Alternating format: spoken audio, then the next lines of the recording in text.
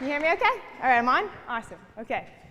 Well, for those that don't know me, I'm Laura. I'm married to Doug, as you guys know. We've got 3 kids. I think there's a picture of our family. Up here, we got Olivia's 5. Sophia's our comedian. She's 3. And we just had Caleb. He's 1.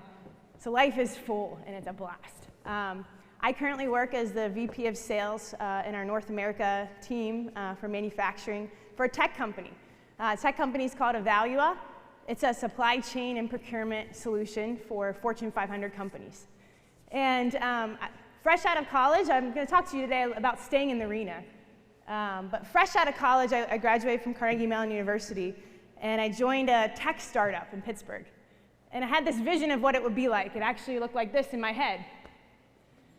Some slides, maybe some nap pods, things hanging from the ceiling. But this is actually what it was like. We were building the car and fixing the car as we were driving it.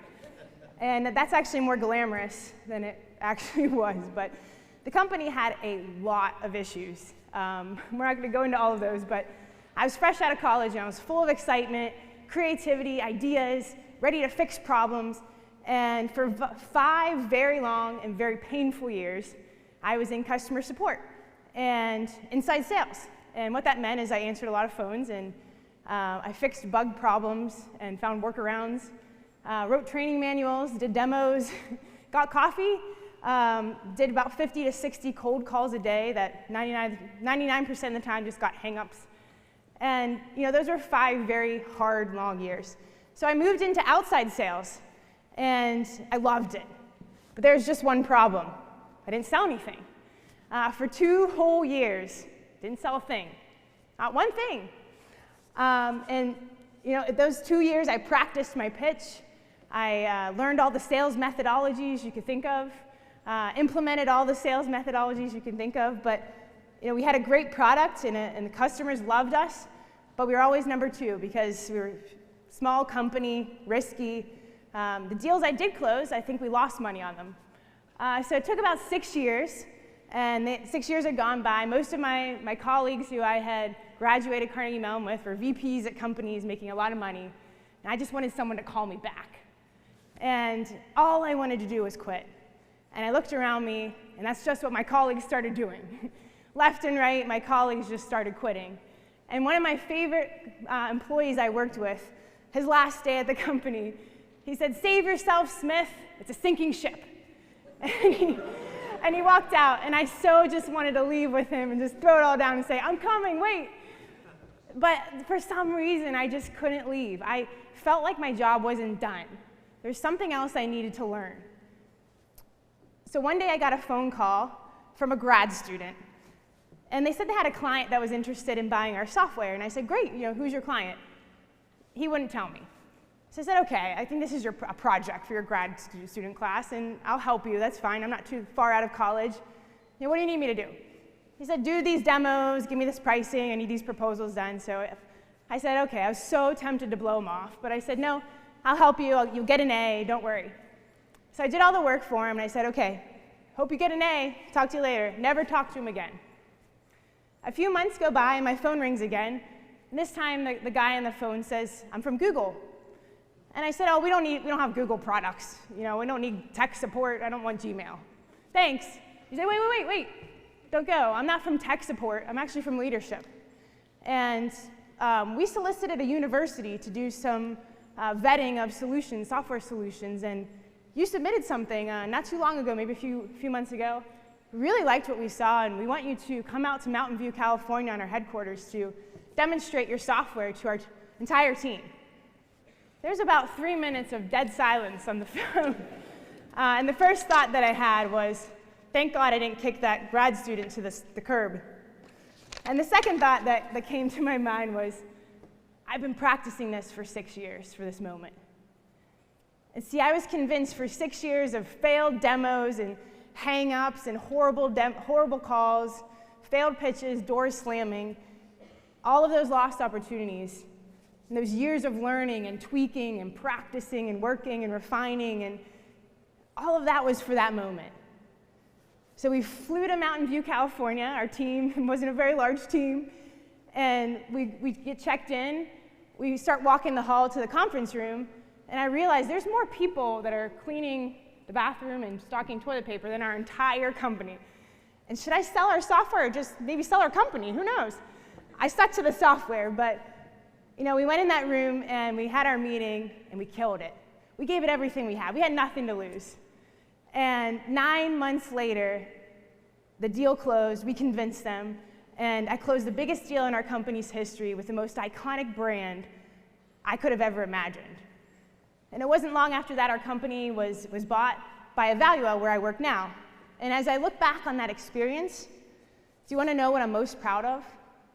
It wasn't that I closed a deal with Google. It was that I saw the job through to the very end.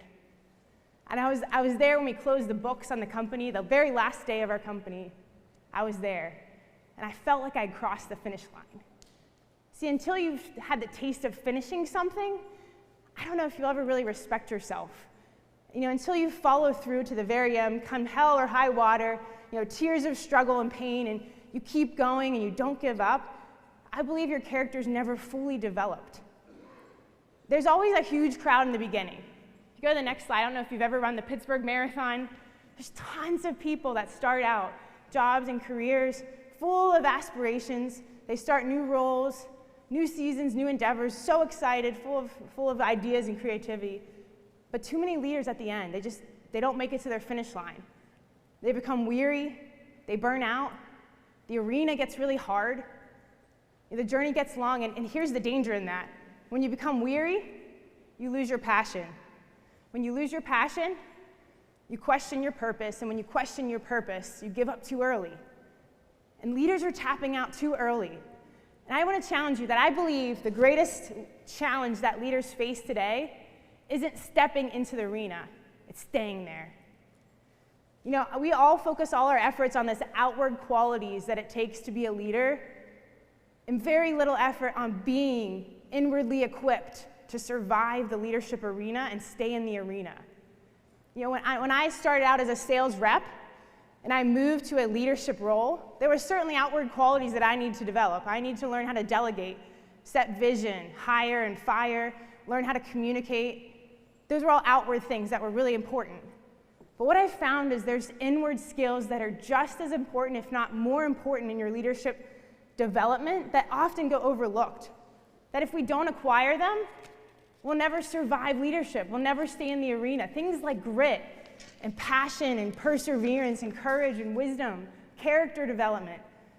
Those things aren't built overnight. And in fact, they're only built when you go through the valley, when you go through something hard and you go through adversity and difficulty and you keep going. If you go to the next slide, most leaders I know, they even come to expect that life is just up and to the right. Sorry, move past that one. Thanks. Up and to the right. We all want the happy path, right? But the reality is, it's a roller coaster ride. And if you look at the bottom left, you've got to go over boulders. You've got to navigate dark forests and overcome fears of heights or swim through oceans.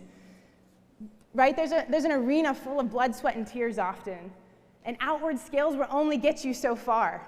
I believe that talent and performance gets you a seat at the table, but character keeps you there. And it's so easy for us in the social media world, if you go to the next slide, to just see surfacey things. We look outside on the surface, and we just see the success of leadership and leaders everywhere. And we aspire to want that position and that greatness. But there's a real price tag to pay. You don't see what's underneath the iceberg. And my question is, are you willing to pay that price? Leadership's really hard. I recently changed the way I started hiring candidates. And before I used to say, did you hit your quota and what's your performance and your attainment like? And I've totally shifted my mindset, and I only hire for one main thing. It's grit. If you go to the next slide, grit is passion and purpose for very long-term goals. Sticking with a goal day in and day out and week after week and month after month. I think we overestimate what we think we can do in a year, and we underestimate what we can do in 5 or 10 years. And as I sit through some of these interviews, it becomes really evident that nothing really impressive gets done in less than 2 years. And I interview a lot of candidates, and they job hop from 1 to 2 years, every 1 to 2 years. And I'm finding that they're not doing very impressive things. But when I interview a candidate that's been there for 5 years, which isn't that much longer than 2, they're drastically more impressive.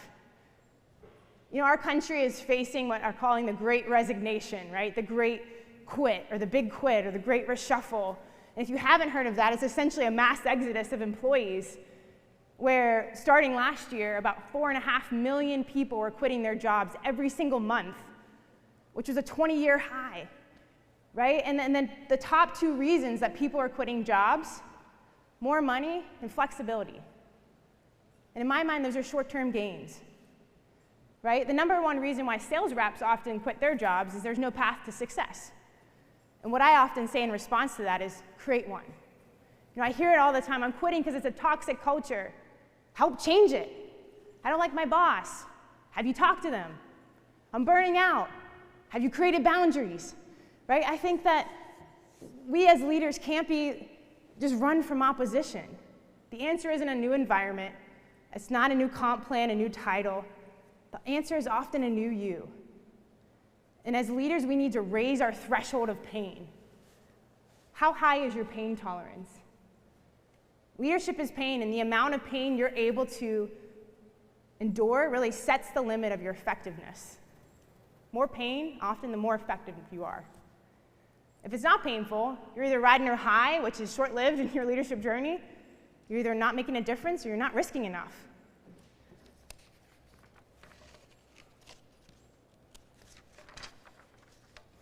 You know, leadership pain is not specific to a company. I think sometimes we think it's just my organization. We're just messed up.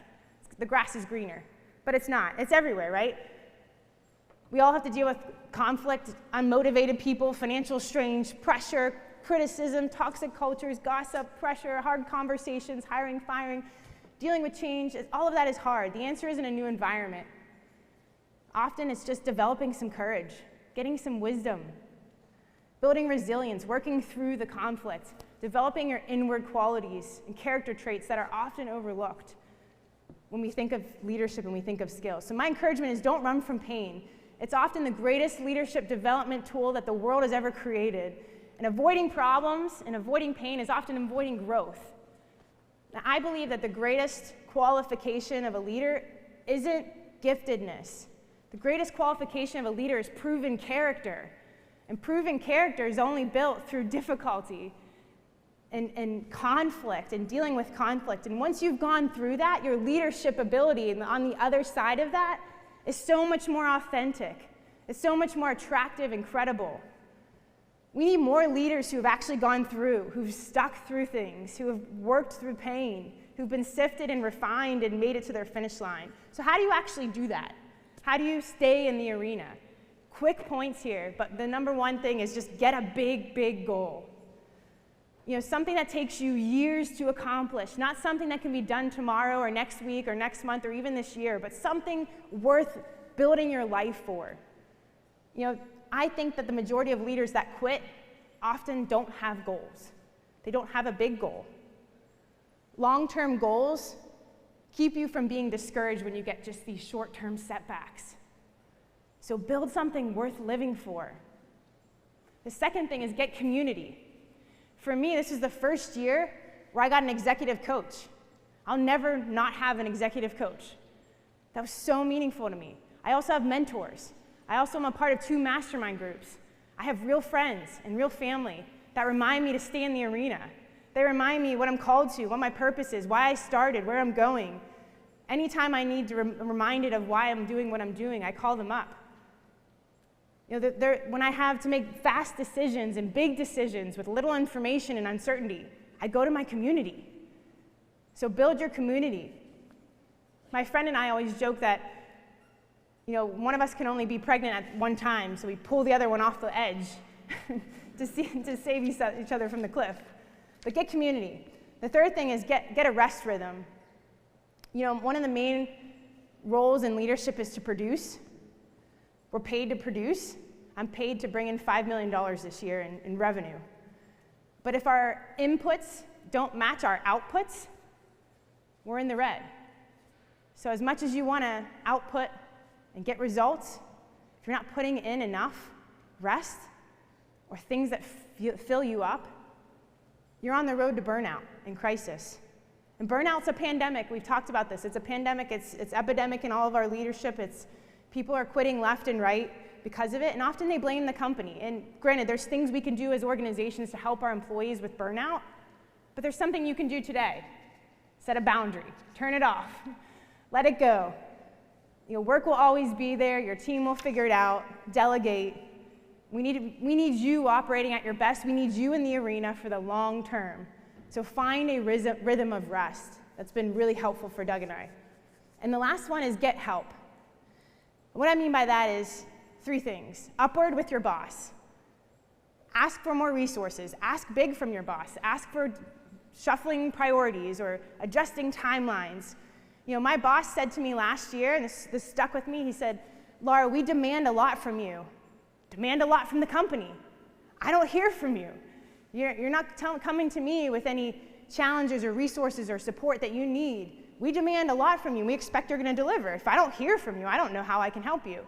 And that gave me the boldness to say, I should demand a lot from my company. I have a big role. I'm not demanding enough. I need to go in and ask for more support and more help. Another way to get help is laterally with peers. Join groups, cohorts. I joined 2 cohorts with sales leadership from different companies, where we're all sales leaders and we talk about common challenges that we have and we share ideas of how to solve problems. And lastly is downward with your team. Ask for help from your team. What are some blind spots in the organization that you can't see in your role? Ask them to help with you with trade-offs or help you to remove barriers and roadblocks. Know when to call in for help. Know when to call in the cavalry and ask for help. And tapping into help can help you stay in the arena. The last thing I'll say is this. The environment in which we live and work is this incredible city of Pittsburgh. And at one point in time, it was, obviously, this is the #1 steel capital of the world. And steel, if you think about steel, it's one of the strongest metals on Earth. And it can withstand pressure and tension, and unlike any other metal. And it's no coincidence that I feel the men and women that made Pittsburgh what it is was much like steel. They worked hard, they were full of passion and grit, they withstood all these kinds of conditions, and they made Pittsburgh what it is today. And I really believe that we're a part of that fabric. It's in our DNA. It's in our sports teams, it's in our community and our families, in our workplaces. We're known for a city of grit. Let's be known for leaders that make it to our finish line. And the baton is in our hands. And just like the quote says, it's not the critic that counts. The credit belongs to the one who's in the arena, and I believe the one that stays in the arena. Thank you.